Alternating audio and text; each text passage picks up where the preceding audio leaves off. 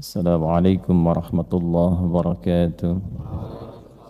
Jemaah sekalian, alhamdulillah kita masih diberikan kesempatan oleh Allah Subhanahu wa taala untuk berkehidupan sampai dengan detik ini, di subuh ini, dan dari sekian hamba Allah yang hidup sampai detik ini, alhamdulillah kita masih diberikan kekuatan oleh Allah untuk beriman. Dan di antara sekian hamba Allah yang mengaku beriman kepada Allah, alhamdulillah kita yang masih diberi kemampuan untuk membuktikan keimanan kita dengan menunaikan ibadah salat subuh berjamaah di Masjid Al-Azhar ini. Semoga salat kita diterima oleh Allah Subhanahu wa taala. Pembuktian iman yang pertama di dalam Al-Quran, setelah seseorang itu berikrar syahadatain, berkomitmen untuk menuhankan Allah Subhanahu wa ta'ala dan menyembahnya. Jadi syahadat itu bila dilekatkan dengan Allah, nama Allah itu setidaknya mewakili dua makna pokok. Satu-satunya Tuhan, tidak ada selainnya. Jadi kalau kita mengatakan asyhadu an la ilaha illallah, itu makna pertamanya adalah menuhankan Allah saja, tidak ada selainnya. Tidak ada selainnya itu artinya tidak ada Tuhan, cuma Allah saja. Ya, jadi bukan berarti tidak menuhankan yang lainnya. Nah, makna ini masih luas. Dispesifikan begini, yang Tuhan Allah saja, yang lain bukan. Nah, yang kedua, ada komitmen untuk membuktikan kebertuhanan itu dengan menyembahnya. Jadi kalau seseorang itu ikrar kan butuh bukti. Buktinya apa? Bahwa kita itu berkomitmen menuhankan Allah. Pembuktiannya lewat ibadah kepadanya. Nah, itu nanti di Quran ditegaskan di Quran surah ke-20 Taha di ayat ke-14. Dan pakai taukid di depannya. Innani anallahu la ilaha illa ana fa'budni. Sungguh aku tegaskan, akulah Allah, tidak ada yang dipertuhankan selain aku. Nah, itu makna pertamanya. Kemudian fa'budni, ini makna keduanya. Siapapun yang telah menyatakan menuhankan aku, maka buktikan kebertuhanannya kepadaku dengan menyembahku. Itu jelas penegasannya dari Allah dalam Al-Quran. Nah, kalau sudah seperti itu, kemudian sampai ke dalam qalbu, jadi diucapkan dulu di lisan tuh, la ilaha illallah, bahwa kita tegaskan asyhadu an la ilaha illallah. Nah, makna la pertama itu nafi, kandungan makna pertama, tidak ada Tuhan selain Allah. Nah, illanya itu isbat. Isbatnya itu bukan sekedar menetapkan Allah Tuhan, tapi berkomitmen menyembahnya. Bagaimana caranya? Wa anna Muhammadan Rasulullah, melalui jalur pengajaran Rasulullah sallallahu alaihi wasallam. Diucapkan lewat lisan. Ketika diucapkan lewat lisan, itu formal, komitmen formal untuk tunduk patuh menaati Allah dan Rasulnya. Tunduk patuh pasrah pada semua ketentuan, itu disebut Islam. Aslama yuslimu Islam, orang yang disebut muslim. Itu baru di lisan, diucapkan di lisan. Ingat, tolong hati-hati betul dengan kalimat ini. Bila diucapkan dengan lisan, itu konfirmasinya menjadi muslim. Jelas. Lalu keislaman itu menjadi iman bila kalimat itu sampai ke dalam qalbu. Jadi nanti dibagi dua oleh Al-Quran, ada yang cuma diucapkan di lisan, tapi tidak sampai ke hatinya. Ya, iqrarum bil lisan wa tasdiqum bil qalbi. Jadi menjadi akidah itu kalau diikat dalam hati, dibenarkan dalam hatinya, diikat. Ikatan itu yang kuat dalam bahasa Arab disebut aqadah. Sifatnya disebut dengan aqidah. Kalau hanya diusapkan dalam lisan, tidak sampai ke dalam hati, nah itu belum menjadi iman yang sesungguhnya. Baru muslim secara formal. Ya. Dari mana dalilnya? Quran surah ke-49 Al-Hujurat di ayat ke-14. Ayatnya sama-sama tuh konfirmasi dah. Ini bukan otak-atik ya. Taha ayat 14, Al-Hujurat ayat 14. Qalatil a'rabu amanna. Ada segelintir orang Arab Baduy mengatakan kepada Nabi, kami telah beriman. Ya, artinya konfirmasi kalimat syahadat masuk ke dalam hati. Iman kan ya? Lalu apa yang terjadi? Karena masalahnya masalah iman dan sudah sampai ke dalam jiwa, pemilik jiwa ini adalah Allah. Qalbu, jamaknya qulub. Nabi mengajarkan pada kita berdoa memantapkan hati, ya muqallibal qulub, tsabbit qulubana ala dinik, ay alal Islam. Ya, dari mana taunya din itu Islam? Quran surah 3 Ali Imran ayat 19. Innad dina 'indallahil Islam. Ketika qalbunya itu sudah diisi oleh din, itu menjadi fitrah, kecenderungan pada agama, mencari dan mencari. Itu disebut di Quran surah ke-30 Rum ayat 30. Fa'aqim wajhaka lid-dini hanifa fitratallahi allati fadaran nasa 'alaiha. Kalau sudah masuk, tegakkan, optimalkan iman yang ada dalam jiwa ini. Itulah fitrah yang telah Allah tetapkan pada setiap manusia. Nah, kembali ke ketentuan tadi, qalatil a'rabu amanna. Segelintir orang Arab Baduy mengatakan kami telah beriman. Artinya kalimat syahadatnya sampai ke dalam kalbu. Maka Allah yang pemilik jiwa ini, hati-hati nih ya dengan kalimat ini, karena ini hak prerogatif Allah, tidak boleh manusia menghukumi. Awas, hati-hati. Makanya kalimat iman dan kufur itu sangat sensitif. Seseorang sengaja mengeluarkan kalimat itu kepada orang lain, menghukumi misalnya kufur, itu akan mencari pemiliknya. Hati-hati. Kalau tidak ditemukan di dunia, dia nanti akan mencari di langit. Ini kalimat hadis. Bila tidak ditemukan, dia akan balik kepada yang mengucapkan. Makanya hati-hati dengan kalimat ini, karena ini kalimat yang sangat penting, sangat sensitif, menentukan rahmat dan azab.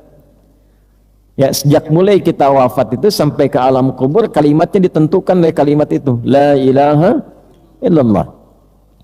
Maka langsung turun jawaban dari Allah, qul lam tu'minu walakin qulu aslamna walamma yadkhulul imanu fi qulubikum. Ada ayatnya? Katakan Muhammad SAW, ya, kalian itu belum beriman yang sejati. Artinya kalimat syahadatnya belum sampai ke dalam kalbu, tapi baru formal masuk Islam. Ya, walakin qulu aslamna, baru masuk Islam. Jelas? Walamma yadkhulul imanu fi qulubikum. Sedangkan imannya belum masuk ke dalam jiwanya. Nah, ini beda nanti kalimat Islam dengan kalimat iman. Ayat ini nanti akan dikonfirmasi oleh hadis-hadis Nabi Muhammad SAW yang lain, menunjukkan dua hal. Hal pertama, terkait dengan umumnya keadaan manusia di era-era itu sampai ke depan, bahwa ada orang yang kelihatannya formal sudah berislam, tapi kalimat formalnya tidak sampai ke dalam jiwanya. Bedanya apa? Alat ukurnya.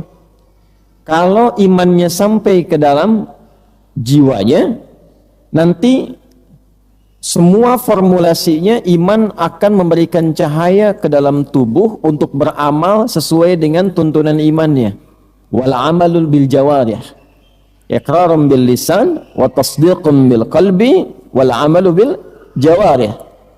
Beramal dengan semua anggota tubuh. Apa amalan pertamanya? Amalan pertamanya ditunjukkan dengan amalan spiritual, ritual, pembuktian kebertuhanannya kepada Allah yang menandakan imannya sudah ada dalam kalbunya itu. Pembuktiannya apa? Fa'budni, kembali ke surah Taha ayat 14. fa'budni, sembah aku. Gimana caranya ya Allah? Wa aqimis salata lidzikri, buktikan syahadatmu itu sudah sampai ke dalam iman, ke dalam kalbumu, sudah menjadi iman yang mantap dengan menunaikan salat untuk menunjukkan engkau terkoneksi kepada aku. Zikir itu terkoneksi, konfirmasi imannya. Karena itu ketika dipanggil untuk salat lewat azan kan, Allahu Akbar, Allahu Akbar. Panggilan itu kalau sudah iman sampai ke dalam kalbu akan menggetarkan kalbu, memanggil imannya.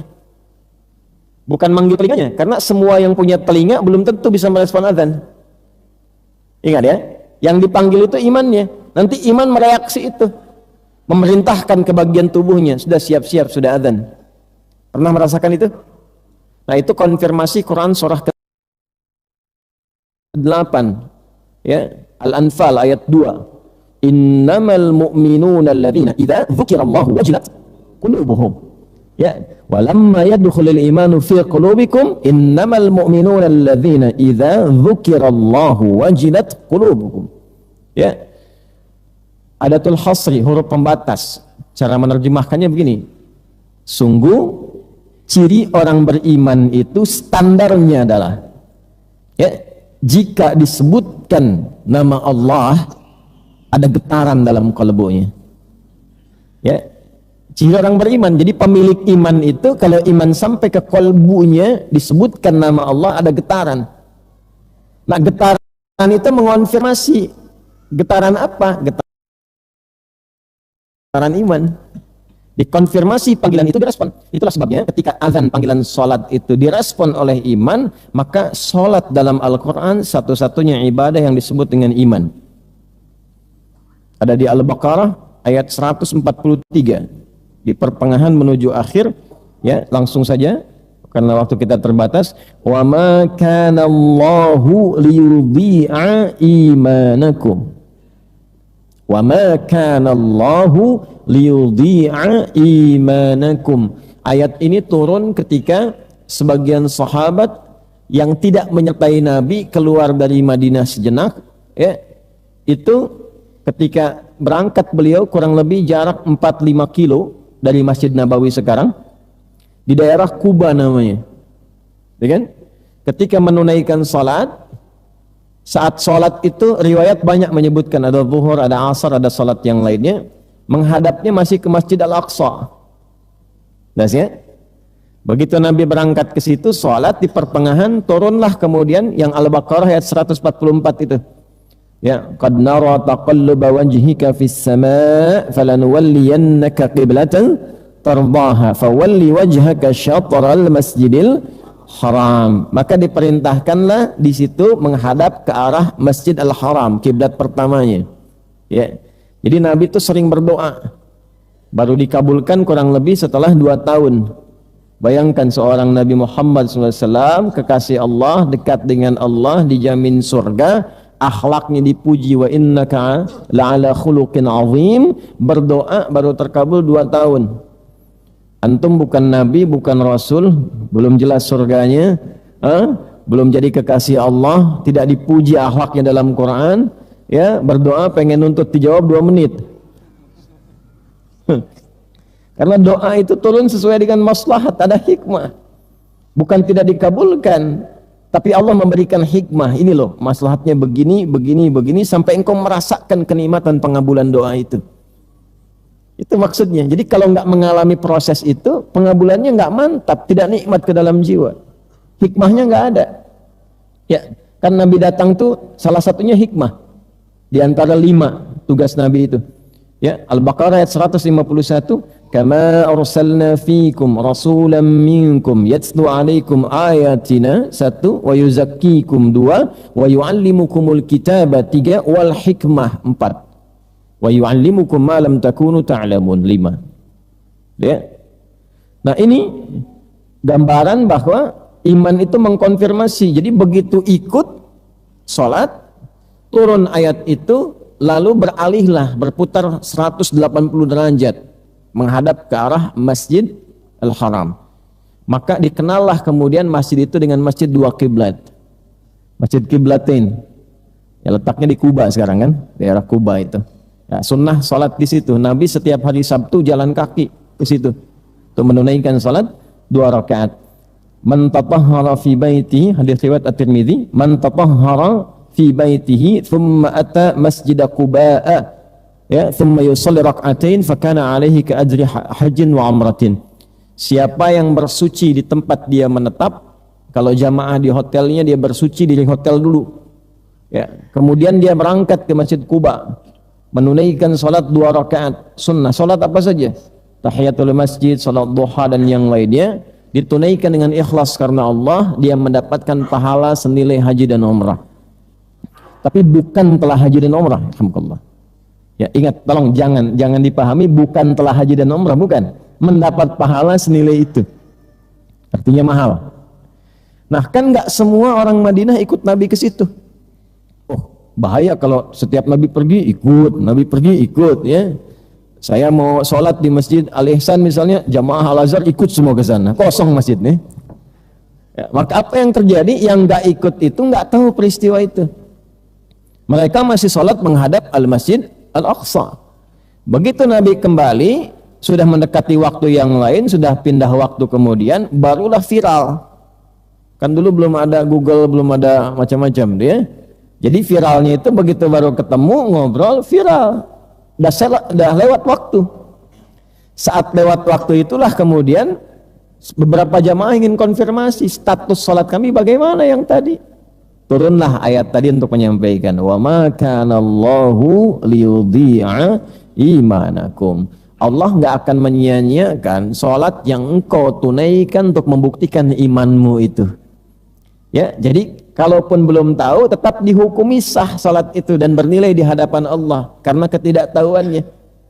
Itu nanti yang akan meneruskan fiqih kalau tak tahu kiblat menghadap ke arah yang kita yakini, dan disitulah kemudian Allah menetapkan diterima salatnya karena pembuktian imannya. Itu ada di Quran surah kedua Al-Baqarah ayat 115. Walillahil masyriqu wal maghrib fa aynama tuwallu fa thamma wajhullah. Lihat, di situ wajhu bukan wajha, bukan Anda yang menghadap, Allah yang menemukan Anda. Maka rafa' di situ, ya, pakai dhammah, karena fa'ilnya wajhullah. Ya, bukan karena Anda menghadapnya, Allah yang menilai kita. Pakai iman di situ. Karena itulah kalimat salat dalam Al-Quran dan kalimat iman dalam Al-Quran pertama kali disandingkan. Ketika membuka Al-Quran secara detil di Al-Baqarah, Al-Fatihah itu kan intisarinya, detilnya di Al-Baqarah. Begitu dibuka ayat 3-nya itu, ya, menunjukkan orang takwa di ayat 2, itu dibukanya dengan kalimat iman, amalan pertamanya salat. Alladzina yu'minuna bil ghaibi wa yuqimunas. Nah, balik ke yang awal tadi saya sampaikan. Ketika kita mensyukuri kita masih salat, artinya konfirmasi iman kita benar. Karena kalau diurut ke pembukaan tadi, ada yang Muslim, ada yang mukmin. Nah, ayat tadi dan hadis tadi menyatakan bahwa nanti akan ditemukan orang yang mengucap dengan lisannya kalimat syahadat, tapi tidak sampai ke dalam hatinya iman tidak meresap, sehingga tidak dibuktikan dengan amalan lewat perilakunya. Contohnya bagaimana? Bahasa gampangnya begini, akan ditemukan orang ngaku Islam tapi nggak sholat. Islamnya Islam apa? Nah, KTP itu sekarang, zaman Nabi kan nggak ada KTP itu. Ya, jadi KTP-nya masuk surga, ya. KTP-nya masuk Islam, gitu ya. Nah, confirm nggak? Kalau ayat sampaikan pasti terjadi, hadis sampaikan pasti terjadi. Nah, bila ditemukan yang demikian, oh, antum nggak usah, oh ini nih tafsirnya, bukan begitu. Doakan. Didoakan oleh kita, semoga Allah berikan hidayah, semoga Allah mantapkan hatinya terus supaya dia semakin kemudian mendekat dan mengenal Allah dengan baik. Itu poin yang paling penting, ya. Nanti banyak sekali faktornya. Nah, itu baru pembuktian ritual. Kan Islam itu tauhidnya 1, turunannya 4 kan? Tauhid selalu 1. Makanya nama Nabi yang mewakili tauhid Ahmad itu cuma 1 di Quran. Di Quran surat As-Saff ayat yang ke-6. Ya, wa mubasysyiran bi rasulin ya'ti min ba'di ismuhu Ahmad. Tapi yang mewakili syariat itu 4. Muhammad disebutkan 4 kali dalam Al-Quran. Tuh lihat, namanya saja sudah mewakili pokok dalam Islam. Muhammad SAW disebutkan 4 kali dalam Al-Quran. Quran surah 3 Ali Imran ayat 144, Quran surah 33 Al-Ahzab di ayat ke-40, Quran surah 47 dengan namanya Muhammad di ayat kedua, dan Quran surah 48 ayat 29. Itu 4 kali disebutkan. Jadi dua-duanya kalau digabungkan 1 tambah 4 berapa? 5. Itulah syahadat kita, dan 4 syariat ke bawah. Salat, zakat, puasa, haji turunannya dengan sifat-sifat itu. Nah, artinya apa? Kalau dibedah lagi, nanti syahadat jadi akidah. Ke bawahnya jadi apa lagi? Jadi ibadah. Kemudian apa lagi? Jadi muamalah. Apa lagi? Jadi akhlak. Apa lagi? Jadi suluk nanti. Jadi perangai, jadi perilaku dalam kehidupan. Kalau hadis tadi dipakai, ayat tadi dipakai dalam pembuka untuk diterapkan dalam konsep ini, artinya ada yang mengaku muslim, beriman sepenuhnya, bagus. Akidahnya bagus, ibadahnya bagus. Dia beriman, dia sholat. Dia beriman, dia berinteraksi sosial. Dia beriman, dia berakhlak. Jadi iman itu juga ukurannya pakai akhlak, bukan cuma pakai sholat. Karena puncak tertingginya orang sholatnya benar itu adalah akhlaknya. Dari mana taunya? Quran surah ke-29 Al-Ankabut ayat 45. Oke, ngaji ya. Ngaji supaya Qurannya itu muncul gitu ya. Utlu ma wahya ilaika minal kitab wa aqimis shalah innas salata tanha 'anil fahsya. Kalau salatnya benar itu pasti terbebas dari 2 sumber keburukan. 1 fahsya, kedua apa? Mungkar. Nah, keburukan itu cuma 2. Kalau bukan fahsya, keburukan yang bersumber dari syahwat. Maaf, zina, selingkuh, kata-kata jorok, kotor, LGBT, pornografi, porno aksi, itu fahsya. Jadi tidak mungkin ada orang sholat kalau sholatnya benar melakukan perbuatan itu. Mungkar, perbuatan buruk yang diingkari oleh hati. Sumbernya 2, nafsu perut dan akal. Merampok, membunuh, ya, korupsi, menipu, hoax, curang dalam berbagai macam aspek kehidupan, itu masuk mungkar. Karena ketika dikerjakan hatinya mengingkari. Saya sering berikan analogi yang gampang, keluar dari sini coba iseng-iseng pakai sendal orang. Contoh ya, contoh nih, jangan diteruskan. Jadi begitu dipakai bukan diteruskan, bukan. Itu hatinya mengingkari, itu bukan punya kamu. Itu punya yang lain gitu. Nah, itu mungkar namanya. Orang sholat, kalau sholatnya benar, itu tidak akan mengerjakan itu. Kalau sholatnya benar, karena ada yang nggak benar. Ikutan takbir, baru takbir mundur ke belakang, kotak infak hilang ya.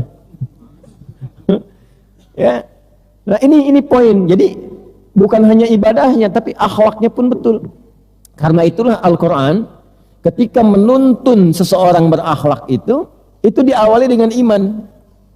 Apalagi ketika menjadi suluk perilaku. Ya, akhlak itu kan membimbing perilaku. Perilaku ketika dibimbing akhlak itu, kita berinteraksi dalam kehidupan. Nah, itu dipakai oleh Al-Quran dengan menggunakan iman dulu, baru fungsi tubuhnya. Sering saya sampaikan. Ya, misal mata ini, kalau sudah pakai imannya benar, dilatih lewat sholat, dipakai dalam interaksi muamalah, menjadi suluk, jadi perilaku, maka diisilah oleh akhlak. Imannya dulu, baru matanya.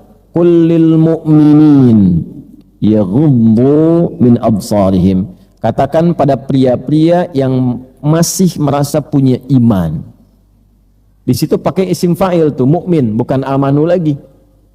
Ya, kata benda sudah melekat imannya dalam dirinya. Yaghuddu min absarihim, maka imannya akan menuntun pandangannya. Menurut imannya enggak bagus, dipalingkan. Menurut imannya, bukan menurut nafsunya, bukan menurut akalnya, menurut imannya. Akal mengatakan ini pakaian terhormat, iman mengatakan tidak terhormat di hadapan Allah. Ya, Dipalingkan, itulah ghaddul basar. Perempuan juga begitu, Bu. Ayat 31-nya kan perempuan. Wa qul lil mu'minati yaghdudna min absarihinna. Dan katakan pada para perempuan pemilik iman. Imannya akan menuntun pandangannya berdasarkan instruksi dari iman. Ini lihat, ini tak boleh dilihat. Untuk menghormati. Apa yang dihormati? Menghormati hukum Allah, menghormati manusia dengan standar kemanusiaannya. Karena manusia saat diciptakan berada dalam keadaan terhormat, maka jangan turunkan kehormatannya. Apa dalilnya? Quran surah 17 ayat 70. Walaqad karramna bani Adam. Dan sungguh dengan keagunganku aku ciptakan manusia dalam keadaan mulia. Maka ketika kita memuliakan manusia itu, kita sedang memuliakan penciptanya. Itu Quran itu dalam sekali. Ya. Jadi kita akan temukan dalam ibadah, kita akan temukan dalam akhlak. Ada yang sholat tapi lisannya senang memaki. Ini menandakan apa? Dibuktikan imannya lewat sholat tapi sholatnya belum benar. Ya, awas. Ada orang sholat tapi senang mencela. Oh, hati-hati. Ada orang sholat tidak mencela, bagus, ya, tapi juga kata-katanya seringkali melukai, bahkan dalam ajaran Islam itu sendiri. Ada kan kalau bicaranya melantur tapi halus kan, ya. Nah itu pun sama konfirmasi yang akhlak tadi. Nah di antara semua itu yang paling bagi kita butuh perhatian yang dalam, kalau orang awam kita masih mungkin bingungnya sedikit. Tapi kalau orang yang kemudian menyatakan itu terlihat luarnya seperti orang-orang yang punya ilmu, seperti orang-orang yang terlihat soleh, itu yang kemudian ada persoalan di dalamnya. Karena itulah kemudian Allah Subhanahu wa ta'ala mengingatkan dalam Al-Quran dari semua gambaran tadi pada apa yang disampaikan oleh imam kita dalam sholat subuh tadi. Beliau bacakan Quran surah 9 At-Taubah di ayat 30 sampai ayat 34. Ayat 30 sampai ayat 34. Yang pertama, jaga akidah dengan benar. Jangan sampai putus iman. Ya, di antaranya apa? Penyebab putus iman itu. Ternyata ada muncul fenomena di antaranya ketika kita melihat ada orang terlihat saleh, bagus, baik, muncullah kemudian pengkultusan yang terlampau dalam, bukan penghormatan. Kalau penghormatan harus dilakukan. Pengkultusan terlampau dalam itu mengangkat derajatnya di atas derajat standarnya. Contoh, qalatil yahudu Uzairun ibnullah. Ya, orang Yahudi berkata Uzair anaknya Tuhan, anaknya Allah. Kan? Kemudian juga qalatin nasara Masih ibnullah. Ya, orang-orang Nasrani mengatakan Isa bin Maryam al-Masih anaknya Allah, kan mengangkat di atas standar kemanusiaannya, standar kerasulannya, standar kenabiannya. Itu terjadi. Nah, diingatkan oleh Allah melalui ayat ini, itu contoh saja. Jangan sampai akidah itu hilang. Dengan cara apa? Mengurainya pada sesuatu yang tidak dibenarkan. Jadi yang manusia standar Rasul saja nggak boleh ditinggikan, apalagi benda-benda. Ya, keris jangan dipertuhankan. Jelas. Pohon jangan dipertuhankan, batu jangan dipertuhankan. Awas, karena ini mau musim-musim pemilu nih, caleg-caleg kadang-kadang kemana-mana aja gitu. Yang paling saya bingung tuh ada berita 2 hari lalu, pemerintah DKI Jakarta sudah menyiapkan 25 rumah sakit untuk caleg stres katanya. Saya bingung, belum dimulai sudah pada persiapan. Ya, kita doakanlah supaya baik-baik saja gitu kan. Nah, baik sini, balik lagi. Itu poin 1, jaga akidah. Yang paling dahsyat tuh begini, yang paling dahsyat. Nabi menyampaikan akan tiba satu situasi di mana pergolakan iman itu begitu cepat. Yusbihu mu'mina wa yumsi kafira. Paginya beriman, sorenya bisa kufur. Atau sebaliknya, yumsi mu'mina wa yusbihu kafira. Sorenya beriman, paginya bisa kufur. Karena ternyata ada banyak terjadi peristiwa yang bisa membuat manusia itu berubah dengan cepatnya. Dan saking cepatnya pada masa itu, bukan hanya awam, ditemukan orang-orang yang berlabelnya seperti ustadz, seperti ulama, seperti kiai dan seterusnya, tapi perilakunya tidak menunjukkan bukan hanya keimanannya tapi juga keilmuannya. Ya, bahkan di hadis Muslim, kalau kita ngaji hadis Muslim, syarah Imam Nawawi misalnya ada 9 jilid. Lihat di jilid pertama tuh, nomor hadis ke-12 ke-13. Ya. Itu Nabi mengingatkan jelas. Qala Rasulullah sallallahu alaihi wasallam wa kama qala, beliau sallallahu alaihi wasallam menyampaikan, sayati alaikum unasun, atau sayati alaikum zamanun, akan tiba satu kalangan masyarakat di satu zaman. Apa poinnya? Yuhadditsunakum bima lam tasma'uhu wa yasma'unahu aba'ukum. Hati-hati, iyyakum wa iyyahum. Mereka akan memberikan pernyataan-pernyataan yang kalau kalian dengar itu rasanya enggak begini, kalian heran.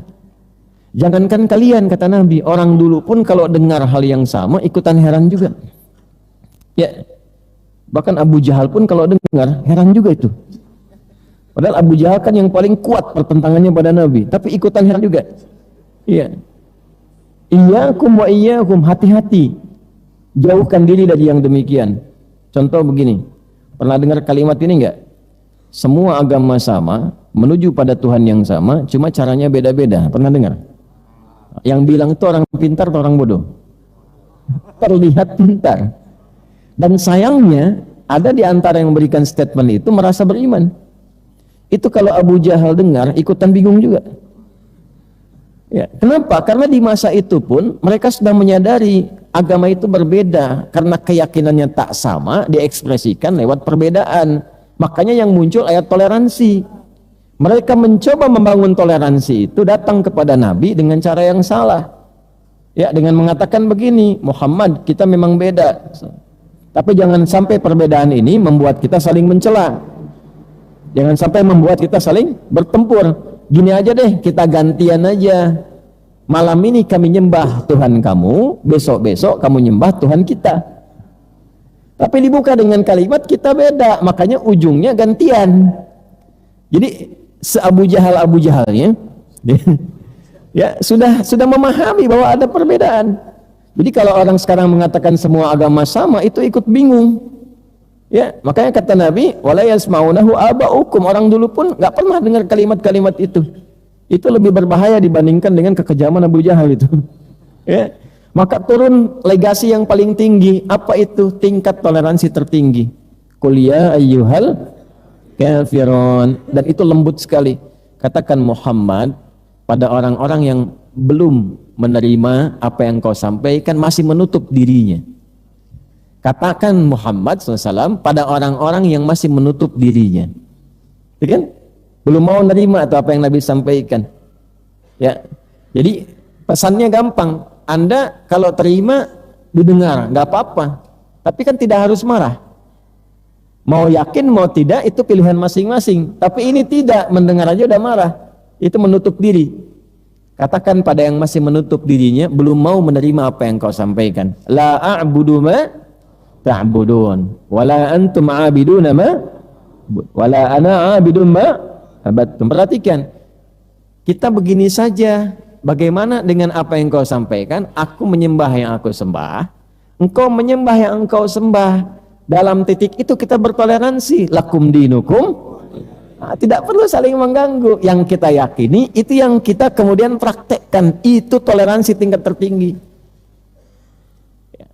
Jadi kalau konsepnya yang Islam datang ke tempat ibadah lain, azan di tempat ibadah lain, yang ibadah lain datang ke tempat umat Islam, nah itu maaf, jahiliyah sudah duluan. Proposal itu sudah duluan zaman jahiliyah. Tapi turunlah surah Al-Kafirun. Jadi kalau ada yang ngajak-ngajak Anda sholawatan di tempat lain, sampaikan 15 abad yang lalu, ajakan Bapak ini sudah ada. Maka turunlah surah Al-Kafirun. Jelas? Nah, pada hal yang demikian, maka disitulah ditemukan ulama-ulama itu menjadi langka. Ulama menjadi langka. Karena ada pada satu titik kemudian Allah Subhanahu wa Ta'ala itu memberikan pengingat pada umat Islam untuk menghargai ulama. Wafatlah satu-satu ulama yang benar. Ahli tafsir wafat, ahli fikih wafat, ahli usul wafat. Sehingga tidak mudah menemukan ulama. Di saat seperti itulah kita selektif menemukan ulama dan berlakulah kemudian tuntunan-tuntunan yang disampaikan Nabi diteruskan kepada kita, dikumpulkan dalam kitab untuk dikaji. Di antara kumpulan itu, itulah yang ditulis oleh Syekh atau Hadratus Syekh Muhammad Hashim bin Asy'ari dalam kitabnya Adabul Alim wal Muta'allim. Itulah yang menjadikan 17 buku ketika disatukan jadi kitab ini, 17 ini ya disatukan di sini. Nah ini 17 ini dibuka kitab pertamanya untuk belajar adab dulu supaya menuntut ilmunya punya adab, belajarnya pakai adab, menghargai ulamanya pakai adab, sehingga ketika kita pun menjadi alim, alimnya alim yang beradab. Nah kaitan pembahasan itu yang akan kita kaji dalam turunan pembahasan kali ini, halaman 17 di paragraf yang kedua. Maksud saya kalau saya nggak buka begini, kita nggak tahu feel-nya bagaimana yang mau kita kaji ini. Dan qadar Allah bukan sambung menyambung menjadi satu. Itulah Indonesia gitu ya. Nah, tapi kan semua terkait ayat yang dibaca tadi dengan yang kita uraikan. Kan dari 4 tadi baru 1 yang saya uraikan di ayat tadi itu. Ya, jaga akidah. Sebab kemudian turunan yang lainnya apa? Hadapkan diri kita pada Allah sepenuhnya lewat tuntunan Rasulullah SAW. Ya. Kemudian yang ketiga apa? Kompak dalam kebaikan. Yang keempat, kalau punya rezeki, ya gunakan sesuai petunjuk Allah. Bagi kalau disuruh infak, dikasih banyak itu supaya ibadah, karena tahajudnya kurang, puasanya jarang, pakai itu. Kalau diharapkan itu jadi kumpulan dunia saja, nanti di akhirat jadikan hukum oleh Allah. Ya itu gambaran yang tadi disampaikan dalam salat subuh. Bismillahirrahmanirrahim. Kita mulai bacaan kitab kita. Yang ada kitabnya halaman 17, yang sudah dapat kopinya silakan dibuka, yang belum nanti kita usahakan kembali ya. Nah ini tolong dibaca dengan baik ya. Wa naqala syarim sahi.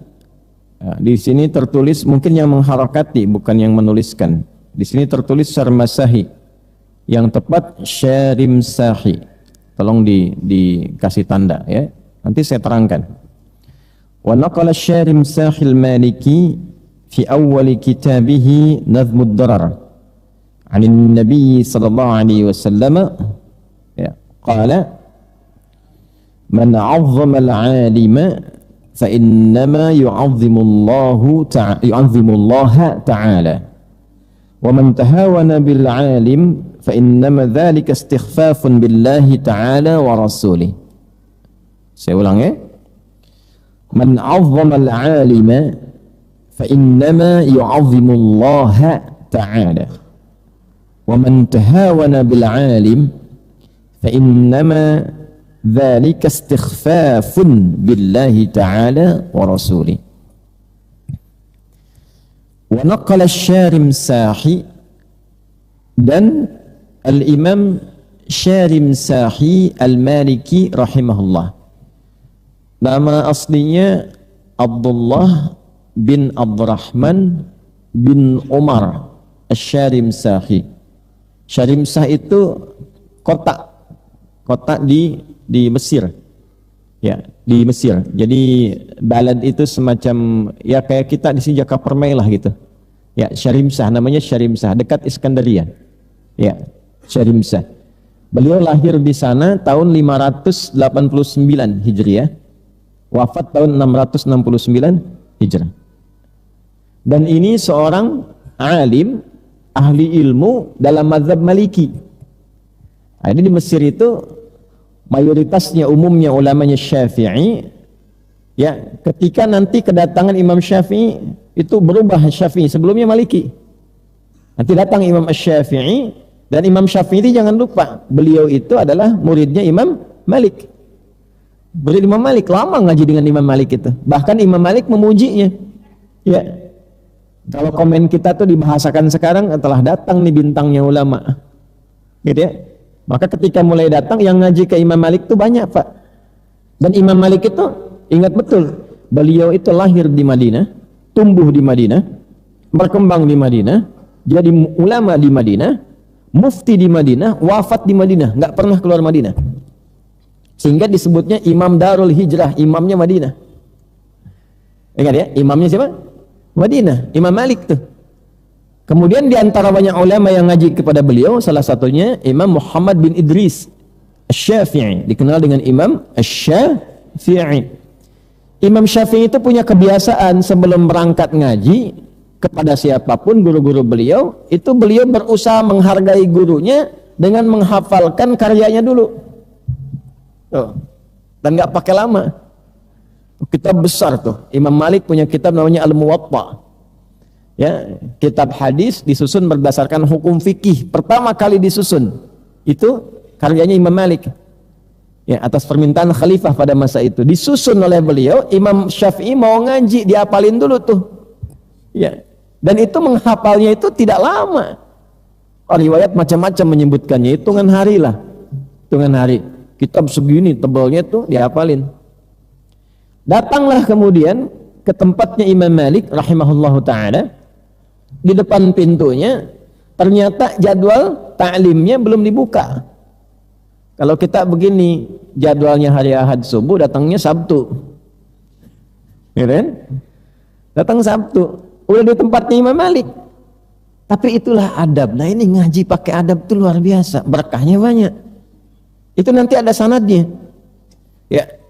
Ditunggu, tidak memaksakan, mengetuk, tidak mengatakan saya jauh-jauh datang ke sini nih gitu kan, ke Madinah. Enggak begitu. Ya tolonglah sebentar saja gitu kan. Nah, tidak, ditunggu aja sampai jadwalnya tiba. Begitu jadwalnya tiba, Imam Malik mau keluar itu di tempat beliau mengajar, pintu belum dibuka. Beliau panggil asistennya dengan mengatakan, cepat buka pintu karena seseorang sudah menunggu. Firasatnya alim tuh, ulama tuh begitu, dalam sekali, dibuka oleh Allah Subhanahu Wa Taala kepekaan hatinya. Cepat buka pintu karena di depan sudah ada yang menunggu. Begitu dibuka, datanglah Imam Syafi'i, ditanya apa maumu? Saya mau belajar. Apa yang kau punya? Kata Imam Malik, saya hafal Al-Muwatta. Coba bacakan. Begitu dibacakan, gak ada salahnya dari awal sampai terus diminta berhenti. Ya, komen pertama Imam Malik, tingkatkanlah takwamu kepada Allah karena engkau akan jadi bintang di masa depan. Ya. Imam Malik. Di ulama tuh begitu. Sudah mendapatkan ilmu dari Imam Malik, dikaji, dikumpulkan dengan yang lainnya, maka dirumuskan oleh beliau, disatukan untuk memberikan bimbingan, maka ditulis tuh ya, untuk diteruskan pada kita itu. Imam Malik ngajar di Madinah, beliau kemudian menyebarkan fikihnya keluar, dikumpulkan lagi ilmunya. Nah, menariknya dalam Islam itu ada dua tuntunan pokok. Satu yang tidak berubah, tidak pernah berubah, dan semua bisa melakukan. Ketika semua bisa melakukan dan tidak ada peluang untuk berubah, maka Allah memerintahkan Nabi untuk mengajarkan dengan satu cara saja. Contoh begini, kalau kita mau sholat, kan takbir kan? Ya kan? Allahu Akbar di Abu Daud, fayaqulu, ketika tangannya diangkat, lisannya berkata, apa perkataannya? Allahu Akbar. Karena kalimatnya satu, bisa dilakukan oleh semua, maka tidak ada alternatif lain. Sekalipun nama Allah itu misalnya banyak al-asma'ul husna, tapi tidak harus kita mengatakan dalam pembuka sholat Allahur Rahman, Allahur Rahim, Allahul Malik, Allahul Quddus, dan tidak perlu kreatif mencari sifat-sifat dari nama lain. Udah itu aja satu, karena dalilnya cuma satu, contohnya satu, ikatannya shollu kama ra'aitumuni usolli. Begitu Anda melihat saya sholat, ikuti begitu. Tapi ada kondisi-kondisi yang memang dilihat, oh ini enggak semua orang itu bisa melakukan hal yang sama. Ya, kenapa? Karena perbedaan, kulturnya beda nih, daerahnya lain, asalnya lain. Secara antropologi itu memengaruhi perilaku dia. Dari bicaranya, dialeknya bisa beda. Gampangnya ginilah, kalau kita di sini bilang A, Betawi dikit tuh, Depok kesana dikit bisa E. Ya, lebih kesana lagi ke Medan bisa berubah lagi. Emang kemana? Emang kemaning, ya? Karena kan begitu tuh. Kita bilang sepeda, Medan bilang sepeda. Ya kan? Dia datang ke Bandung, ketemu di mana? Cicaheum, ya kan? Karena kultur membentuk itu. Untuk itulah kemudian Allah sampaikan melalui Nabi sallallahu alaihi wasallam, berikan tuntunan pada umatmu begini ragamnya, dibuatlah beragam di situ. Supaya apa? Mengakomodir semua kalangan manusia supaya bisa mampu menunaikan ibadah dengan cara yang dimudahkan untuk mereka, tapi isinya sama semua, maknanya sama. Ada yang sifatnya bacaan, ada yang sifatnya gerakan. Bacaan contohnya apa? Riwayat baca Quran itu kan bukan cuma satu bacaan, bukan qiraah wahidah, setidaknya ada sab'a qiraat. 7 bacaan itu ya yang mutawatir, kemudian 3 di situ ada yang masyhur, ya nanti yang 4 yang syadzah. Ya, mutawatir itu nanti ada 7, 3 yang masyhur, ya bisa dibaca dalam Quran, tidak dibaca dalam salat. 4-nya yang syadzah nanti dibaca dalam tafsir, tidak dibaca dalam Quran, tidak dibaca dalam salat. Total 14. Yang 7 yang pokok itu, itulah yang Allahu Akbar. Kalau bukan firman Allah nggak mungkin bisa begini. Anda bisa nggak membuat karya manusia nih ya, bikin karya satu bacaan yang semua bisa membaca dengan ragamnya masing-masing, tapi maknanya sama? Nggak ada yang bisa. Karena tidak ada yang bisa, artinya Quran itu bukan makhluk, bukan karya manusia. Batal tuduhan Quran itu karya Nabi, itu batal. Kenapa? Karena sifatnya bukan sifat manusia. Karena itu definisinya kalamullah. Yang kita baca dengan qiraat kita, cara baca kita sekarang, misal kita bacakan wadduha wallaili idza saja ma wadda'aka rabbuka wa ma qala, ya kan? Tapi di beberapa golongan, bahkan di Arab sendiri, ada yang nggak bisa A, dipaksa-paksa sampai kiamat, kurang 2 hari susah. Karena pengaruh tempat dia tinggal, lisannya begitu, disebut A jadi E, anta ente, anak ani, madrasah madrasih, maka turunkan dengan imalah tuh pakai E. Kita wadduha di sana, wadduha wallaili idza saji ma wadda'aka rabbuka wa ma qala walal akhiratu khairul laka minal uli. Ujungnya ya. Demikian nanti ada yang nggak bisa sin, pakai shad, ihdinas siratal mustaqim, kita pakai shad. Ada yang nggak bisa shad, bisanya pakai sin, ihdinas siratal mustaqim, sin diberikan, tapi yang ngasih Allah tuntunannya. Demikian dengan perilaku pun ada, dengan sikap. Ya, apa contohnya? Dalam sholat lagi balik tuh, kan sering saya contohkan, kalau kita mau sujud kan pakai 2 cara kan, pakai telapak tangan, ada yang pakai lutut, gitu kan? Ya, karena nyamannya cuma 2 itu, bisa telapak tangan, bisa lutut. Lutut cedera, telapak tangan sulit, pakai lutut. Yang salah kan pakai kepala duluan tuh, ya kan? Nah, ini dikumpulkan oleh Imam Syafi'i begitu ke Mesir, melihat karakter orang Mesir begini tuh. Makanya fatwa Imam Syafi'i yang di Irak itu berbeda kemudian dengan yang di Mesir. Maka disebut yang di Irak qaulul qadim, yang di Mesir qaulul jadid. Kenapa? Itulah indahnya Islam. Karakteristik orang Irak beda dengan Mesir. Maka dituntun yang paling cocok buat Irak tuh begini, paling cocok buat Mesir tuh begini. Maka datanglah ke Mesir, kemudian diajarkan yang sesuai dengan kebutuhan orang Mesir pada umumnya. Maka dikenallah itu dengan mazhab Syafi'i. Pesan moralnya apa? Ya, pesan moralnya adalah, walaupun ulama sealim-alimnya tetap manusia, yang berpotensi pasti ada salah. Gitu. Ada di antara sebagian murid yang ngajinya kadang-kadang nyari kesalahan gurunya. Ada yang belum ketemu udah nyari salahnya. Ketemu aja belum. Ngaji kemana? Sadadi, bid'ah tuh. Ketemu aja belum. Ya kan, coba bayangkan tuh umat sekarang tuh. Ya, itu dulu nggak ada begitu. Diteliti dulu. Ada satu kali yang kejadian gitu di masa lampau tuh. Ini kisah nyata.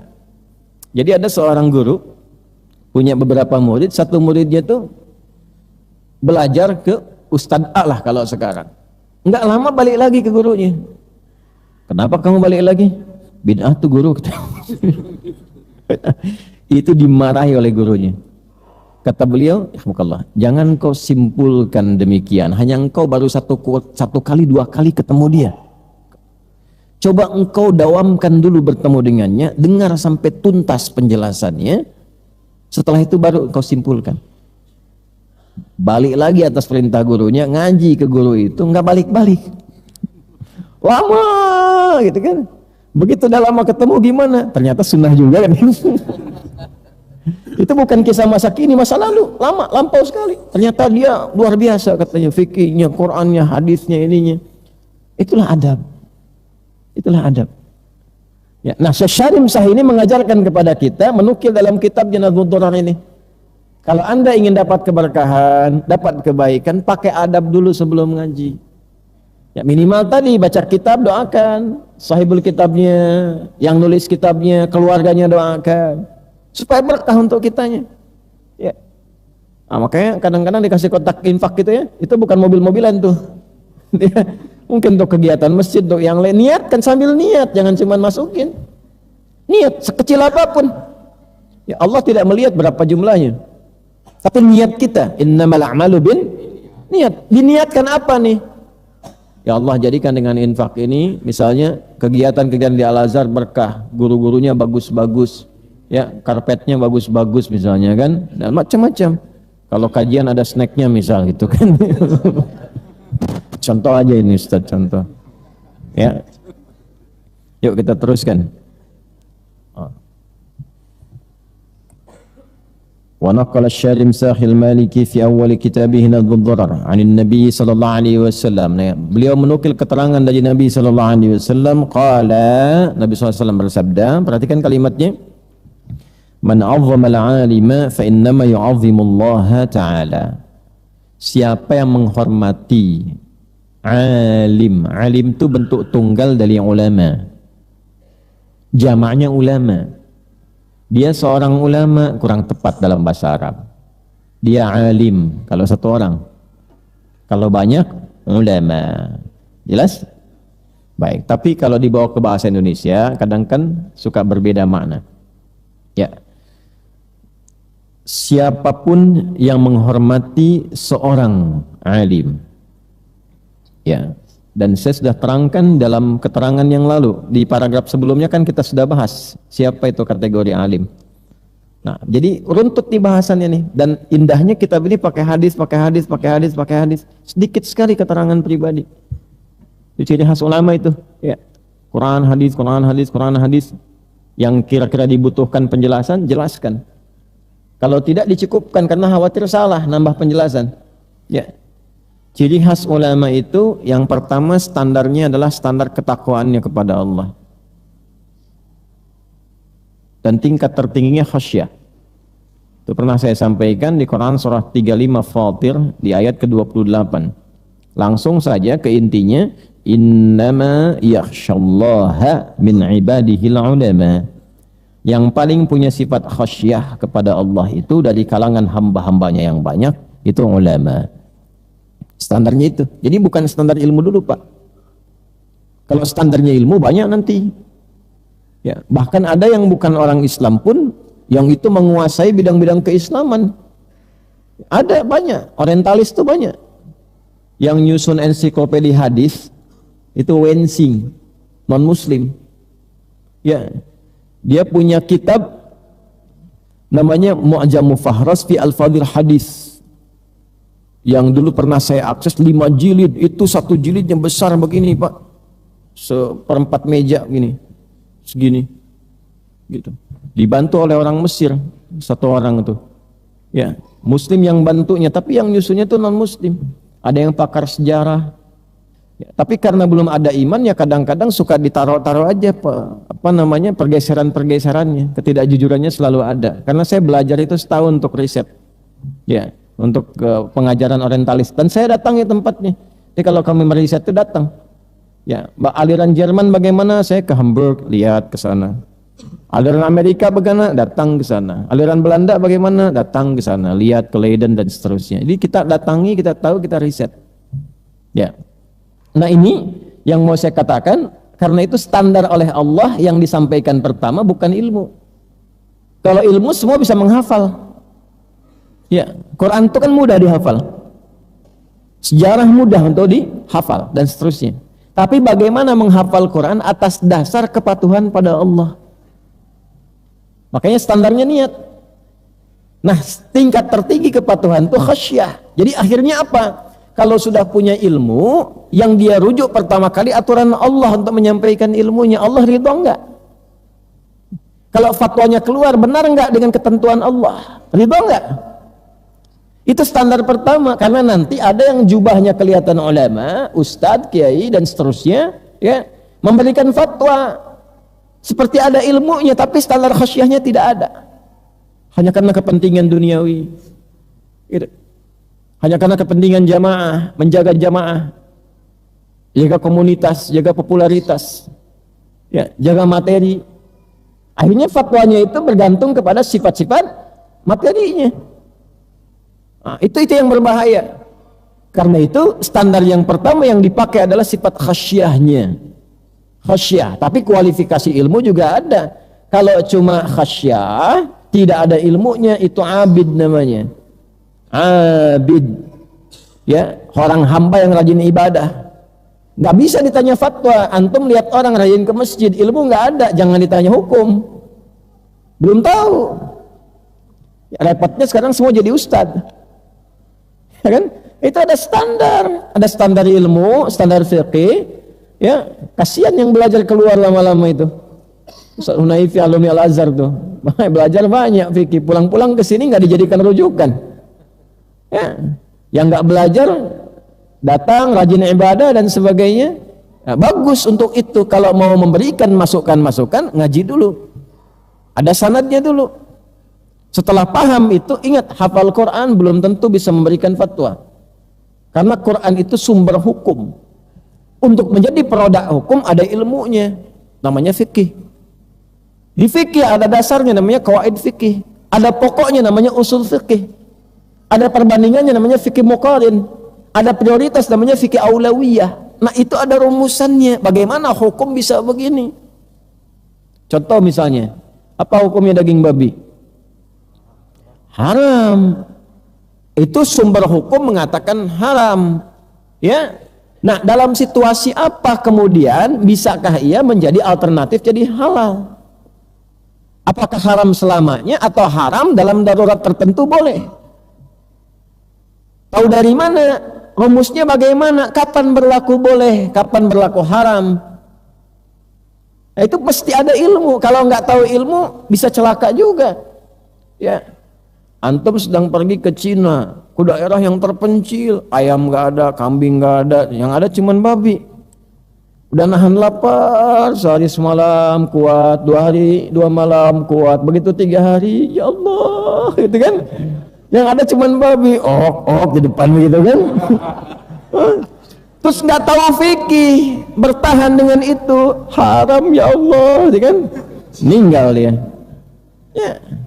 Nah akhirnya penting ngaji itu. Bagaimana caranya? Lihat, oh ini ayatnya Al-Baqarah nih 173, dilihat, masuk lagi nanti terus ke Al-Maidah, gabungkan dengan yang lain. Kapan itu haram? Ya, kecuali bagi orang yang mendapatkan darurat. Bagaimana sifat darurat itu? Turunkan fikih, ngajarin kita, oh begini yang disebut darurat. Dalilnya apa dari Nabi? Begini turunannya. Keluarlah kemudian produk hukum. Tidak ada makanan, tidak ada minuman, tidak ada makanan lah, minuman mungkin banyak. Tidak ada makanan dan sebagainya kecuali babi misalnya. Sudah cari-cari nggak ketemu, sudah tahan lapar, sudah nggak bisa ditahan lagi. Nah, muncullah hukum darurat. Maka muncul kaidah di fikih dari semua dalil-dalil ini, famanidhurra ghaira baghin wala 'adin fala itsma alaih. Siapa yang terdesak dalam darurat sepanjang untuk memenuhi kebutuhan laparnya, bukan untuk menikmatinya, maka tidak diberikan hukum dosa untuknya. Bahasanya bukan tidak haram untuknya, tidak diberikan hukum dosa untuknya. Karena babinya tetap haram, cuman karena darurat boleh dimakan, dosanya hilang. begitu, fikih begitu. Maka muncul kaidah dalam hukum fikih, ad-daruratu tubihul mahdzurat.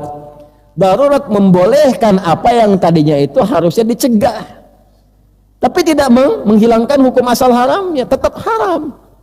Ya kan? Cuma karena terdesak demikian, berlaku boleh dikonsumsi itu untuk menghilangkan laparnya, bukan untuk menikmatinya. Enak juga ya babi. Nah, itu salah tuh. Itu salah, karena bukan itu tujuannya. Ya, dan nanti ada hukum turunan, begitu menemukan yang lain berhenti babi.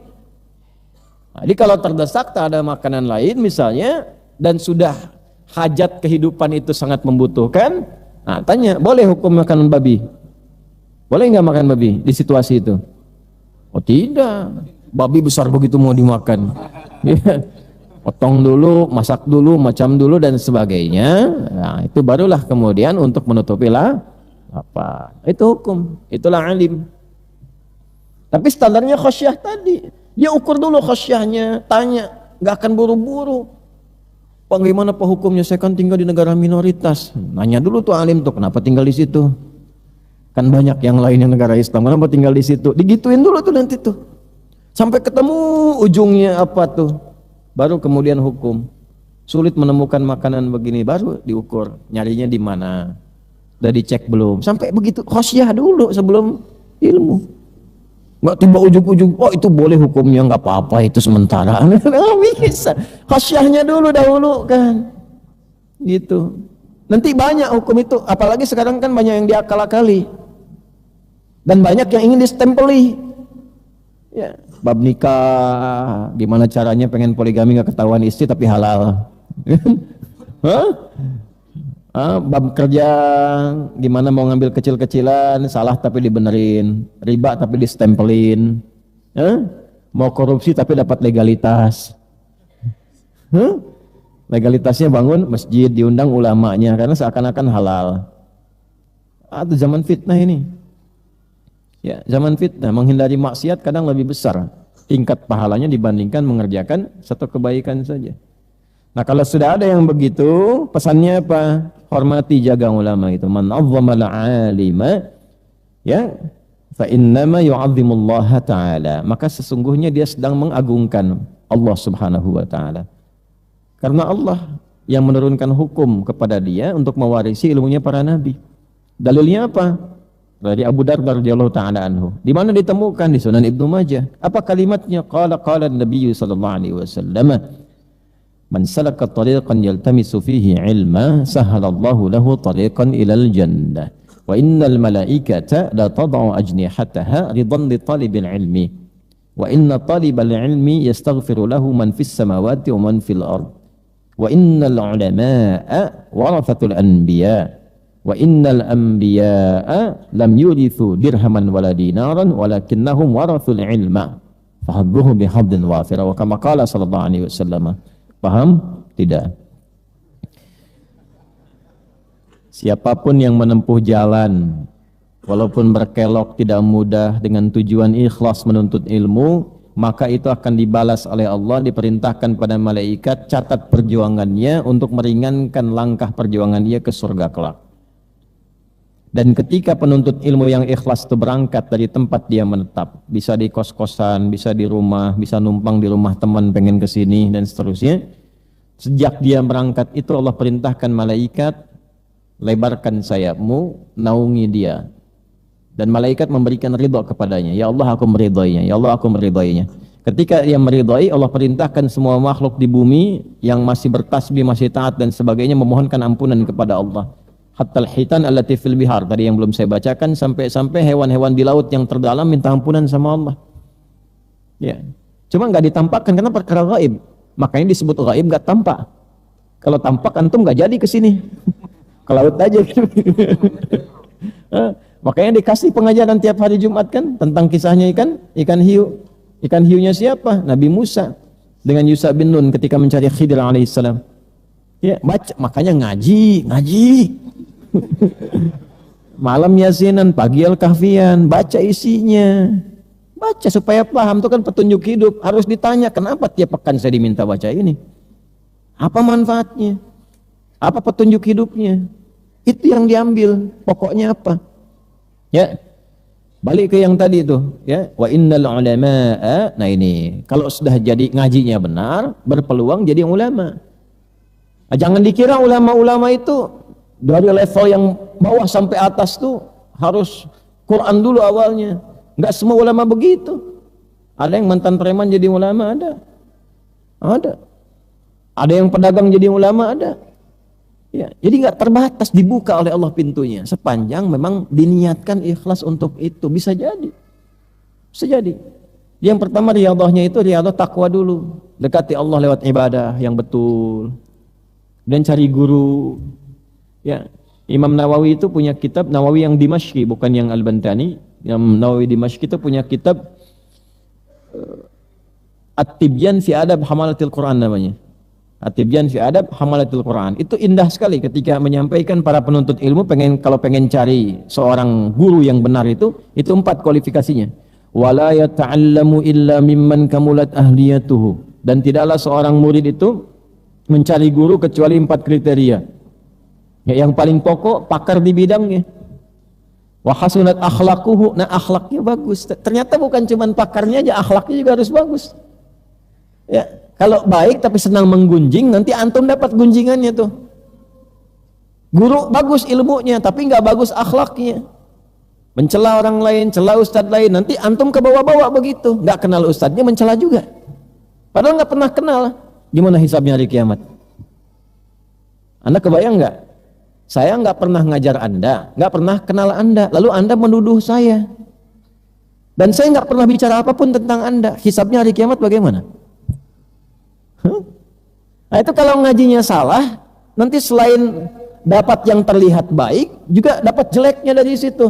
Itulah yang dimaksud Al-Kahf di ayat-ayat terakhir itu. Ya, wahum yahsabuna annahum yuhsinuna sun'a. Mereka mengira mereka mendapatkan kebaikan padahal salah. Nanti ditimbang pakai hadis lagi lewat Abu Hurairah di hadis Muslim. Ya, dia dapat sholatnya bagus tapi mencela, maka hilang pahala sholatnya, diberikan kepada yang dicelanya itu, ditransfer tuh. Nah, makanya kalau ngaji itu yang benar, dapat ilmunya, hilangkan yang jeleknya, pakai ilmunya, warisan dari Nabi ke atas itu yang dipraktekkan oleh ulama-ulama kita. Pakai adab dulu, tutup, karena nggak semua guru itu sempurna, pasti ada salahnya. Antum kalau lihat saya sekarang pasti akan ditemukan salahnya. Kalau dicari pun nggak usah nyari, pasti ketemu sendiri. Pasti ada slip of tongue, mungkin salah sebut ayat, salah sebut nomor, mungkin bisa terjadi.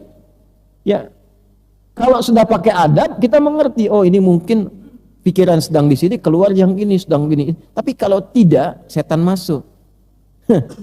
Oh ini, potong videonya, keluar, tep, gitu. Dan seterusnya. Itu yang bahaya. Ya, nah jadi hal yang dilakukan satu selektif, memilih seorang guru, cari kualifikasi yang benar. Alim tadi kalau sudah ketemu, hormati, jaga. Minimal dengan doa. Ya, karena di situasi itu apa? Teruskan hadisnya dulu dengan cepat. Wa man tahawana bil alim fa innama dzalika istighfafun billahi ta'ala wa rasulih. Dan siapa yang merendahkan? Ya. Bukan hawana nih, sudah tahawan. Sudah mubalaghah lagi, pakai tak lagi. Ya, dan itu kan asal kata yang paling pokoknya itu dari hawa. Karena dikuasai nafsunya. Ada orang dikuasai nafsu, saking bernafsunya ulama disoal, direndahkan. Tahawan itu berusaha mendesain untuk merendahkan ulama karena nafsunya. Sekarang ditemukan, jadi profesi lagi sekarang. Jadi profesi, perbuatannya sia-sia, nggak ada nilainya dan dekat dengan setan. Sia-sia dalam bahasa Arab itu disebut mubadzir, dekat dengan setan. Innal mubadzirina kanu ikhwanash syayatin wa kana syaitanu rabbih kafara. Temannya setan tuh yang suka sia-sia. Di antara perbuatan paling sia-sia adalah merendahkan ulama. Mubadzir itu dari kata badzara yubadziru tabdziran, fahuwa mubadzir. Sigat mubalaghah superlatifnya bazar namanya. Bazar itu badzara yubadziru gitu ya. Nah, coba ada nggak ulama yang direndahkan sekarang? Ada. Yang dituduh ada. Ada. Nah itu bertentangan dengan Nabi itu. Kalau menemukan ulama benar. Makanya situasi begini pun kalau beda pilihan dan apapun jangan saling mencela. Yang bagus tuh mendoakan. Doakan supaya benar, supaya sehat, doakan negeri ini baik. Silahkan pilih sesuai dengan kriteria-kriteria yang baik menurut kita, dari petunjuk-petunjuk yang baik. Alhamdulillah, berdoa sama Allah yang baik-baik. Selama mereka muslim, doakan. Kan kita nggak tahu siapa yang Allah tetapkan. Doakan supaya berjalan baik, dijauhkan dari keburukan, sifat-sifat curang, sifat-sifat buruk dan sebagainya. Doakan sama Allah, minta. Masjid penuhin. Di lapangan dipenuhin, kampanye sholatnya kosong. Mana sifat takwanya itu? Ingin berubah lebih baik tapi tidak memulai dari diri sendiri. Masjid kosong, tempat ngaji kosong, lapangan penuh. Gimana antum mau mendapatkan rahmat dari Allah? Terus berdoa di situ, minta sama Allah yang khusyuk. Saya pergi ke Mekah, pagi nyoblos, sore saya ke Mekah, ajak keluarganya ibu saya doa. Itu kami siapkan, minta sama Allah dengan keluarga, dengan ibu, orang-orang dekat, negara dijaga, masyarakat dijaga, tenang, damai, baik, negeri berkah, dijauhkan dari keburukan, jauhkan dari sifat-sifat jelek. Kita ikhtiar. Itu harus dilakukan tuh begitu. Ya. Nah, kalau semua kemudian dilihat secara buta padahal bisa melihat, gitu. Nanti semuanya itu nggak ada adabnya. Semua akhirnya karena perbedaan itu menjadi jelek. Dan yang paling berbahaya adalah ketika ada ulama-ulama berniat mendinginkan dan sebagainya, mungkin saja ada yang masuk di A, masuk di B, masuk di C, tujuannya bukan untuk mengendorse, mungkin ingin mendinginkan supaya nggak salah. Kalau ini salah bagaimana? Dialihkan lagi supaya benar, supaya nggak ada korban, yang tanggung jawab siapa? Tiba-tiba karena beda dengan Anda tuduh misalnya begini. Nah, yang punya dosa siapa? Siapa yang mau tanggung jawab? Nah, karena itu kita lakukan dengan ikhtiar yang baik-baik. Tapi niatnya mesti baik. Niat yang paling pertama itu. Itu yang paling pokok. Nah, jadi yang paling penting itu kaitan dengan kajian kita. Jangan sampai tindakan kita itu justru bertentangan dengan apa yang Nabi inginkan, Allah inginkan.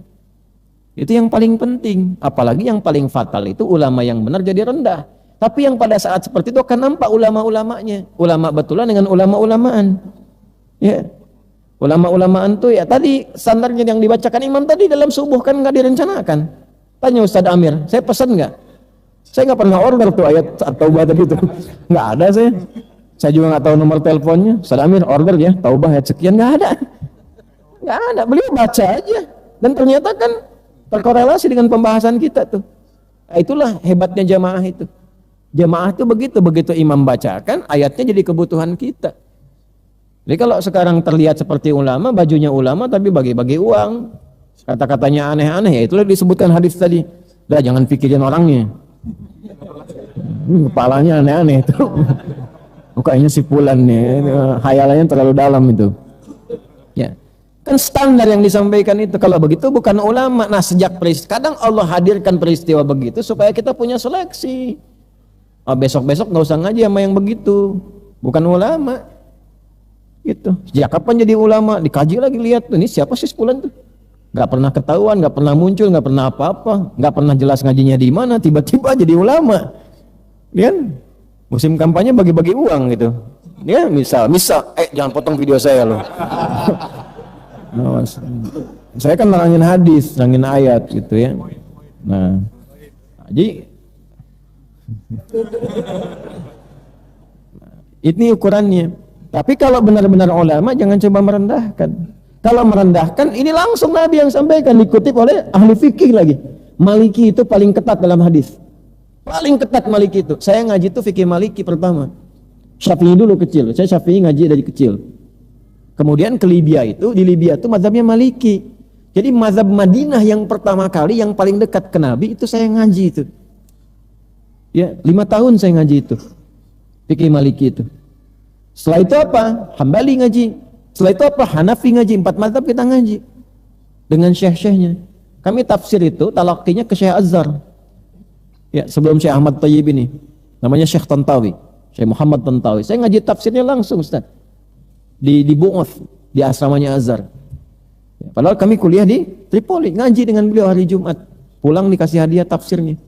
Ketemu terakhir di Tripoli dalam satu TV acara bersama. Setelah itu meninggal beliau. Ya. Fikih Syafi'i saya ngaji Pak Profesor Wahbah, Syekh Wahbah Zuhaili.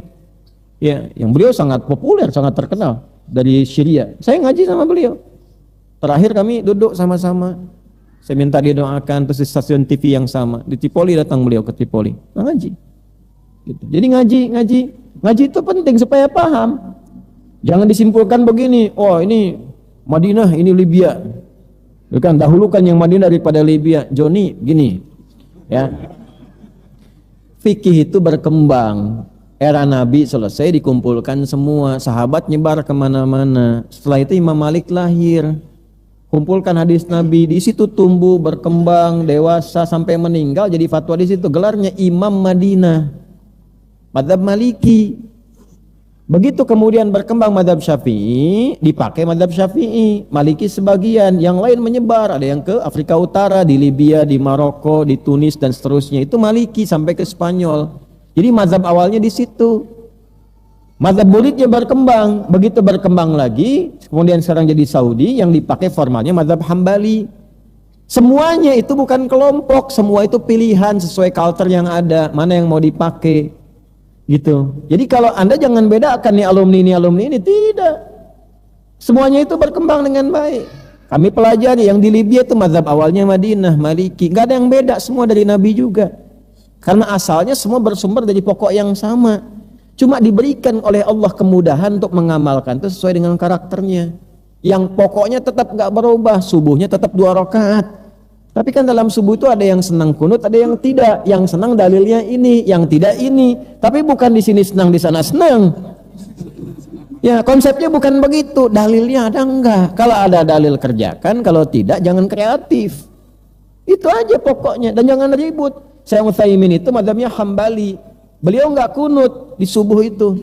Tapi beliau mengatakan begini, kalau imamnya kunut, kamu tidak, kamu tetap aminkan di belakang. Ya. Sebaliknya kalau kemudian yang imam itu tidak kunut, yang makmumnya biasa kunut, enggak usah sujud sahwi. Jelas gak? Nah, itu kan kalau begitu simpel. Ya, enggak ada keluar kata-kata enggak enak. Allahumma hadina fi man hadait, bid'ah. Mana tuh? Ya, ini udah assalamualaikum warahmatullahi wabarakatuh, dia sujud sahwi. Kenapa? Jadi membebani diri sendiri. Nah, itulah pentingnya ngaji. Kalau udah ngaji, temukan ulama yang benar. Kalau sudah ada ulama yang benar, jagain. Karena langka, belajarnya susah, Pak. Susah. Terus juga ketat. Kalau ngajar nih, saya ngajar misalnya nih Pak ya, nggak ngamalin, waduh, dimaki-maki sih oleh Al-Quran. Atamuruna an-nasa bil birri wa tansawna anfusakum wa antum tatluna al-kitab afala taqilun. Adi hidayat, pandai kamu nasihati orang, minta orang kerjakan ini kerjakan itu, sementara engkau tidak mengerjakan dan engkau paham dalilnya, otak kamu dipakai atau tidak? Dicela lagi. Lima taquluna ma la taf'alun. Kenapa engkau mengatakan apa yang tidak engkau kerjakan? Tuh. Kalau gitu saya susah, saya nggak mau ngajar gitu kan. Begitu nggak ngajar, dicela lagi. Menyembunyikan ilmu. Waduh. Diajarkan nggak diamalkan, bahaya lagi dan nggak bisa pensiun. Pernah dengar kiai pensiun? Nah, jadi itulah kalau sudah memilih hidupnya begitu, ya sudah ditata. Dan Allah sudah atur.